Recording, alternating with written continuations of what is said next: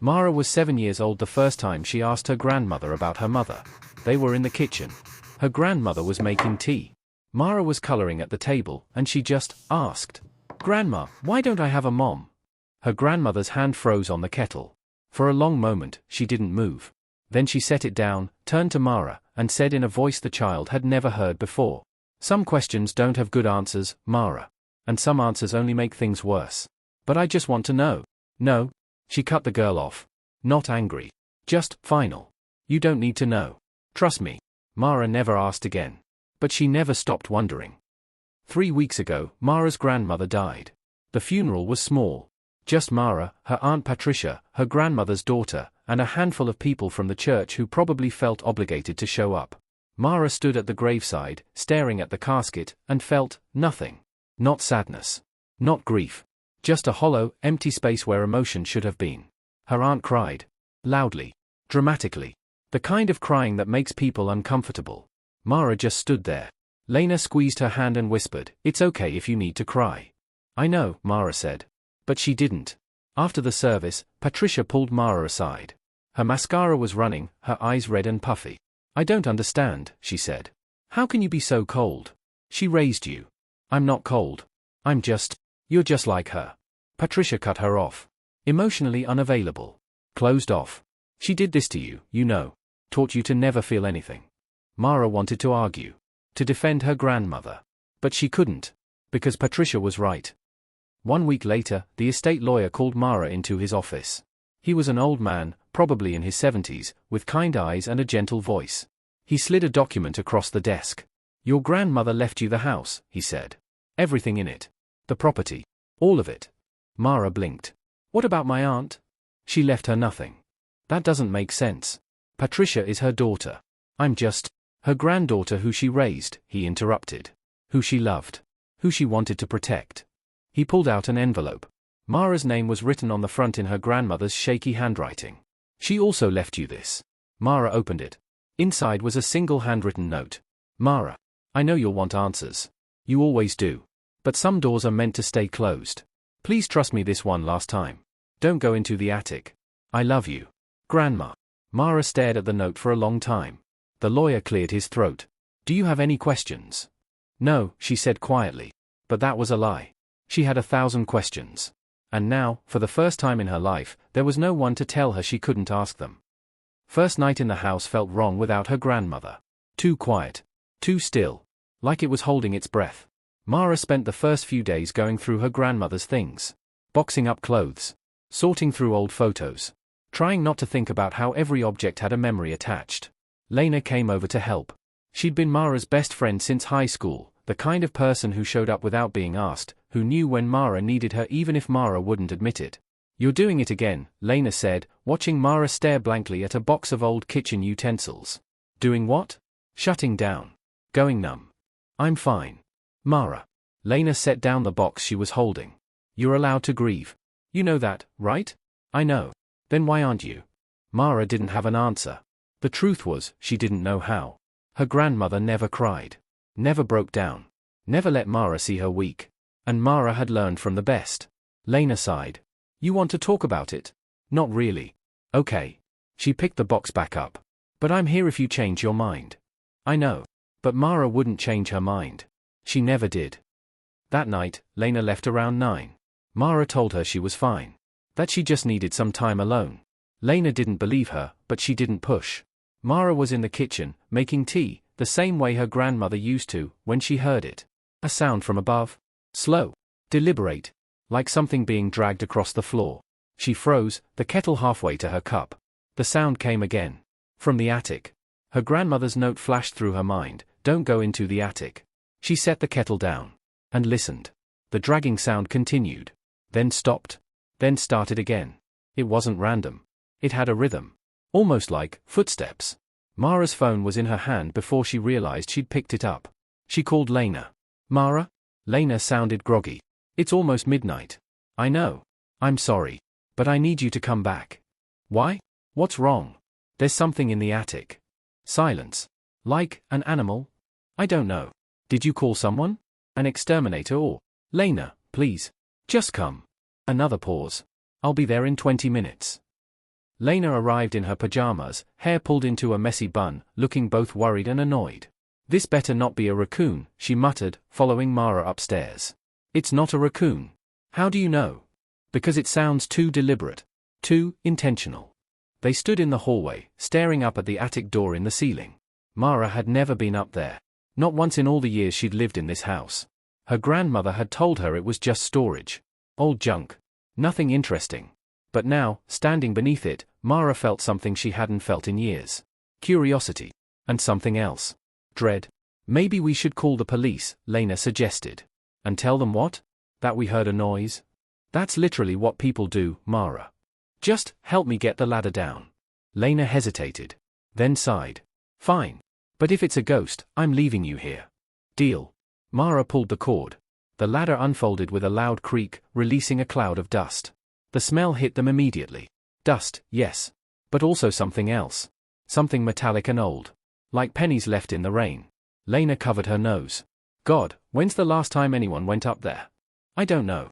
They climbed slowly, their phone flashlights cutting through the darkness. The attic was bigger than Mara expected. Boxes lined the walls. An old dress form stood in the corner, draped with a white sheet that looked almost deliberate. Like someone had arranged it. And in the center of the room, under a single bare bulb, was a trunk. It was humming. Not loudly. Just a faint, electric buzz, like something inside was alive. "Mara," Lena whispered, her voice tight. "I don't like this." "Neither do I." "Then let's go." But Mara was already moving toward it. The trunk was old. Dark wood, iron clasps, a heavy padlock. Except the padlock was open. And sitting on top of the trunk, tied to a folded piece of paper, was a key. Mara picked up the paper. It was in her grandmother's handwriting. "Mara, if you're reading this, it means you didn't listen. Please, don't open this trunk. Some things are meant to stay buried. Trust me this one last time." "Grandma." Lena read over her shoulder. "She literally told you not to." "She's dead," Mara said quietly. "That doesn't mean you should." "What's the worst that could happen?" Mara unlocked the trunk. VHS tapes. Dozens of them, stacked neatly, each one labeled with a date.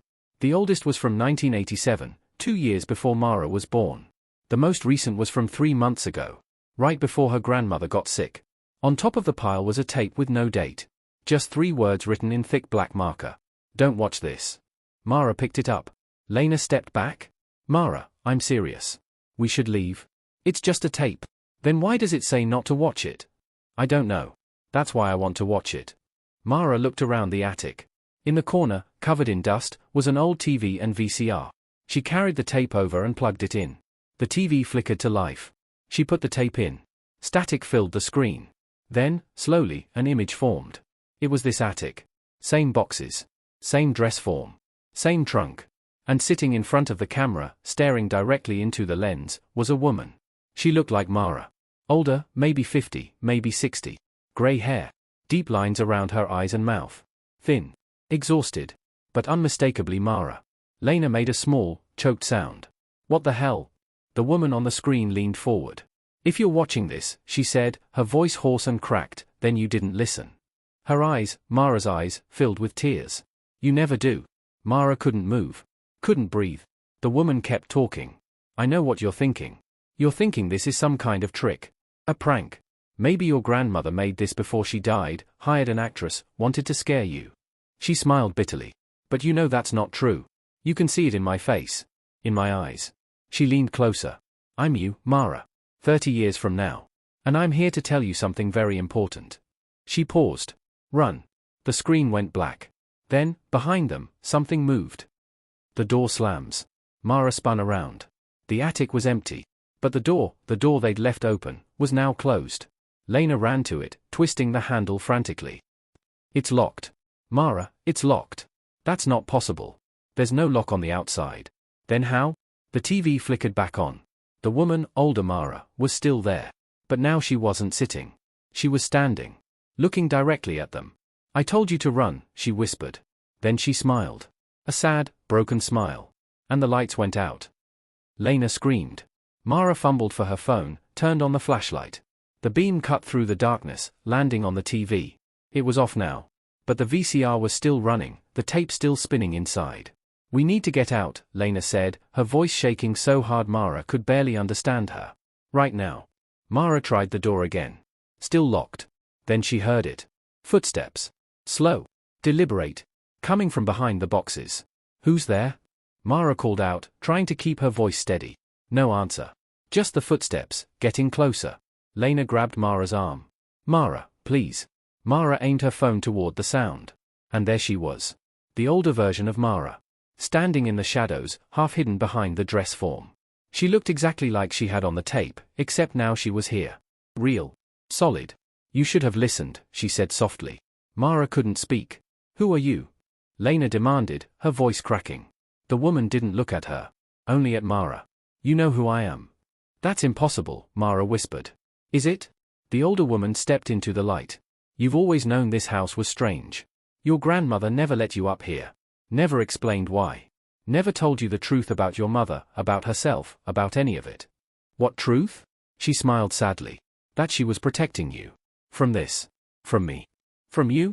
From the future you're going to become if you don't walk away right now. Behind her, the door suddenly swung open. Lena didn't hesitate. She bolted for the ladder. Mara stood frozen. The older version of herself tilted her head.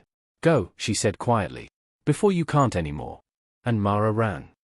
They didn't stop until they were in Lena's car, doors locked, engine running. For a long time, neither of them spoke. Then Lena turned to Mara. What was that? I don't know. That was you, Mara. Older you. How is that even? I don't know. Silence. Lena's hands were shaking on the steering wheel. We should call someone, she said finally. Who? The police? What would we even say? That there's someone in your house. Someone who looks exactly like me. Lena didn't have an answer for that. They sat there for another hour, trying to convince themselves it hadn't been real. That it was just stress. Grief. Exhaustion. That they'd imagined the whole thing. But they hadn't. And they both knew it. The next day, Lena's apartment. Mara spent the night at Lena's. Neither of them slept. By morning, Lena had convinced herself there was a logical explanation. Maybe it was a deepfake, she suggested over coffee. Your grandmother could have made it before she died. Used AI or something. My grandmother barely knew how to use email. Then maybe someone else made it. Someone who wanted to scare you away from the house. Who? My aunt? She doesn't even know I inherited it yet. Lena set down her cup. Then what do you think it was? Mara didn't answer. Because the truth was, she knew exactly what it was. She just didn't want to say it out loud. You're not going back there, Lena said firmly. Right? Right. Mara. I said right. Lena didn't believe her. And she was right not to. Obsession begins. Mara spent the next 3 days researching. Time loops. Temporal paradoxes. Quantum mechanics. Supernatural phenomena. She read articles, watched videos, fell down rabbit holes of conspiracy theories and pseudoscience. Lena called her twice a day to check in. Have you been back to the house? No. Are you planning to go back? No. Both lies. On the 4th day, Mara found something. An old forum post from 2003 about a woman in Oregon who claimed she'd met her future self in her grandmother's house. The post had been deleted, but Mara found it archived. The woman said her future self had warned her about something. Told her not to make a certain choice. She didn't listen. And according to the comments, she disappeared 3 years later. No one ever found her. Mara stared at the screen for a long time. Then she grabbed her keys. Returned to the house, alone. It was late afternoon when Mara pulled into the driveway. The house looked the same as always. Quiet. Still. Waiting. She climbed the stairs slowly, her heart pounding. The attic ladder was still down. She climbed. The attic was exactly as they'd left it. Boxes undisturbed. TV dark. Trunk still open. But the tape was gone. In its place was a new one. Labeled with today's date. Mara picked it up. Her hands were shaking. She put it in the VCR. Pressed play. The screen lit up. Older Mara again. But she looked different now. More tired. More desperate. You came back, she said. Not a question. A statement. I knew you would. She rubbed her face. I was the same way. Obsessive. Couldn't let things go. Had to understand everything, solve every mystery, answer every question. She looked directly into the camera. That's what destroys you, Mara. Not the attic. Not the tapes. Not even me. She leaned closer. It's your need to know. Mara felt like she'd been punched. Your grandmother understood that? That's why she never told you about your mother. About your father. About any of it. What about them? Mara whispered to the screen. The older woman smiled sadly. Watch the next tape. Then you'll know. The screen went black. Mara sat in the silence for a long moment. Then she turned around. The older version of herself was standing right behind her. Mara screamed and scrambled backward, knocking over a box. The older woman didn't move. Just stood there, watching Mara with those sad, tired eyes. "How are you here?" Mara demanded. "The same way you are." "That doesn't answer my question." "Doesn't it?" The older woman sat down on an old crate. "You opened the trunk. You watched the tape. You came back. Every choice you've made has led to this moment. So what? This is my fault?" "No. It's mine." Mara stared at her. "I thought I could change things," the older woman continued. "I thought if I warned you, if I showed you what would happen, you'd make different choices." She laughed bitterly. "But I forgot. You're me. And I never listen to warnings." "Then why are you still trying?" "Because I have to." Her voice cracked. "Because if I don't, then everything I became, all the loneliness, all the years wasted, all the people I pushed away, it's all for nothing." She looked at Mara. "There are more tapes, Mara. Dozens of them.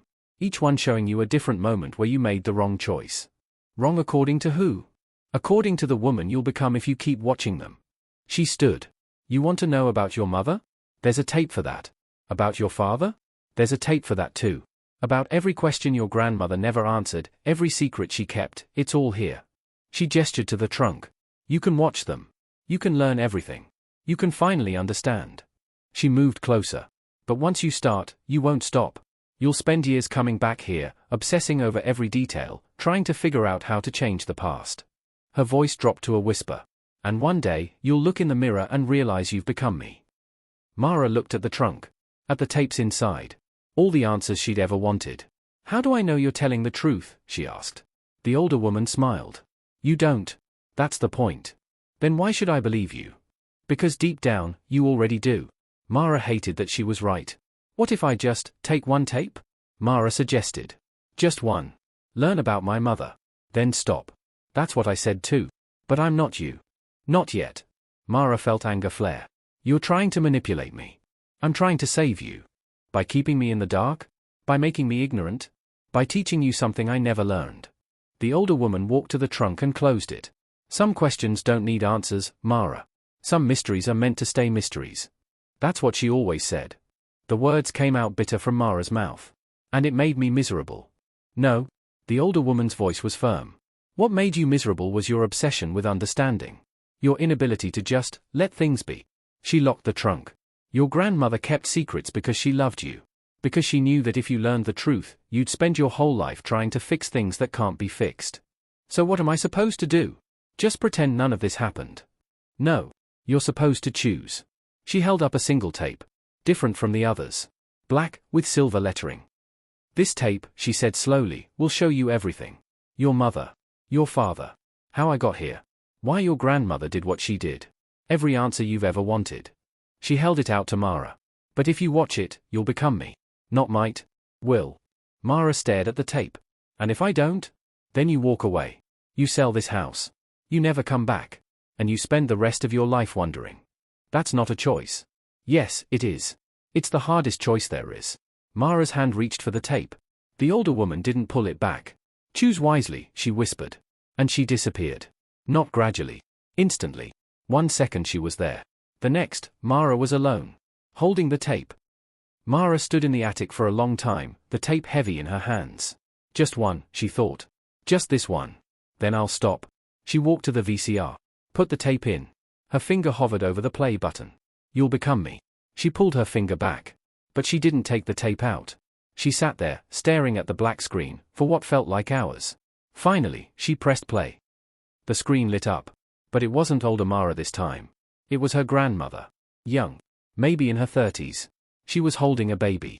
"Mara, as an infant. If you're watching this, Mara," she said softly, "then I failed. I'm sorry." The camera was shaky, like someone was holding it. "Your mother." She paused, tears in her eyes. "Your mother was like you. Brilliant. Curious. Obsessive." She looked down at baby Mara. She needed to know everything. Understand everything. And it destroyed her. The image shifted.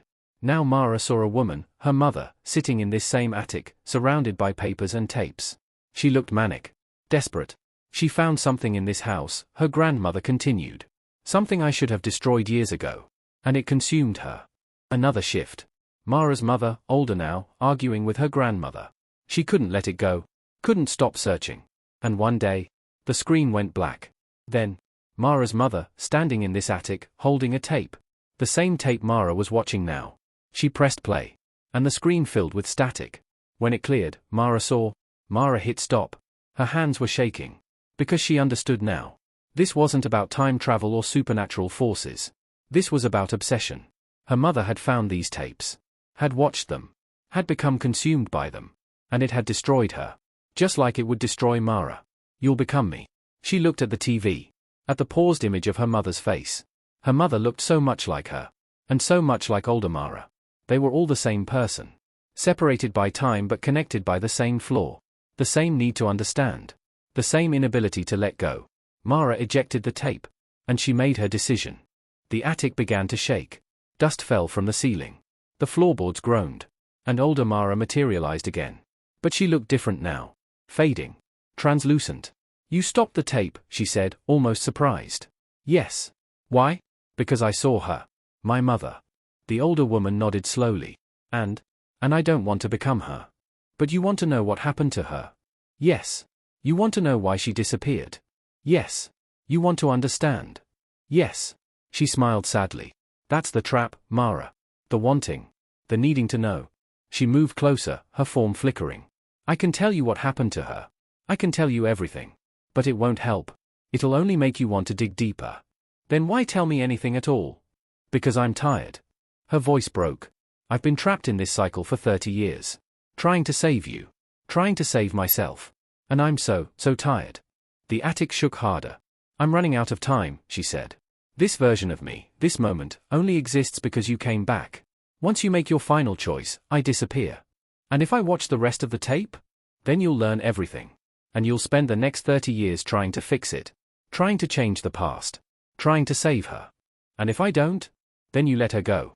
You let me go. And you save yourself. The ceiling cracked. You need to choose, she said urgently. Now. Mara looked at the tape in her hands. Then at the trunk full of tapes. Then at her older self. What happened to my mother? She asked quietly. The older woman hesitated. Please, Mara said. Just that? Then I'll go. She closed her eyes. She never left the attic. Mara's blood went cold. What? She came up here one night. Determined to find all the answers. To watch every tape. To understand everything. She opened her eyes. And she never came back down. But where did she go? Nowhere. She stayed here. Watching tapes. Taking notes. Trying to solve a mystery that doesn't have a solution. I don't understand. Your grandmother found her 3 days later. Surrounded by tapes. Completely unresponsive. They took her to a hospital, but she never recovered. She's been in a psychiatric facility for the last 35 years. Mara felt like she'd been punched. That's why your grandmother sealed this attic. Why she never told you the truth. She didn't want you to suffer the same fate. The floor began to splinter beneath them. You need to go, the older woman said. Right now. What about you? I told you. Once you make your choice, I disappear. So if I leave? Then this version of me never exists. And you never become me. The wall started to crack. Go, she shouted. Mara ran for the ladder. Behind her, she heard her older self whisper. Thank you. And the attic collapsed. Mara sold the house 2 days later. She didn't take anything from it except some photos and her grandmother's jewelry. She hired a company to clear out the attic. Told them to destroy everything inside. When they asked if she wanted to keep any of it. No, she said firmly. Burn it all. Lena came over the night before Mara left town. You okay? Lena asked. I think so. Want to talk about what happened? No. Lena didn't push. They sat on the porch, drinking wine, watching the sunset. I'm sorry I shut you out, Mara said finally. Lena looked at her, surprised. I have this thing. Where I push people away. Where I think I have to figure everything out on my own. I know. I'm trying to work on it. I know. Lena smiled. You're not your grandmother, Mara. And you're not your mother. You get to choose who you become. I know. But Mara wondered if that was true. 6 months later, Mara moved across the country. Started therapy. Got a new job. Started letting people in. It wasn't easy. But it was better than the alternative. Lena visited for a weekend. They went to dinner, talked about nothing important, laughed about stupid things. It felt normal. Good. On her last night, Lena asked. Do you ever regret not watching the rest of that tape? Every day, Mara admitted. But you haven't gone back. No. Why not? Mara thought about it. Because some questions aren't meant to be answered. Some mysteries are just traps disguised as truth. Lena raised her glass. To mysteries. To letting them go, Mara added. They clinked glasses. A week later, Mara received an envelope in the mail. No return address. Inside was a single photograph. Her grandmother, young, standing in front of the house. And on the back, in her grandmother's handwriting. I'm proud of you for walking away. It's the hardest thing our family has ever done. You broke the cycle. Love, Grandma. Mara stared at it for a long time. Then she put it in a frame on her desk. Not as a reminder of what happened, but as a reminder of what she chose. She didn't know if she'd ever stop wondering what was on that tape. What really happened to her mother. What secrets her grandmother kept. But she did know this. Some questions don't need answers. Some doors are meant to stay closed. And sometimes, the bravest thing you can do is walk away. Mara still thought about her sometimes. That older version of herself. Trapped in the attic for 30 years, trying to save a younger version who wouldn't listen. And she wondered? Mara whispered to herself in the empty room. If I had watched that tape, would I have saved my mother, or just become her?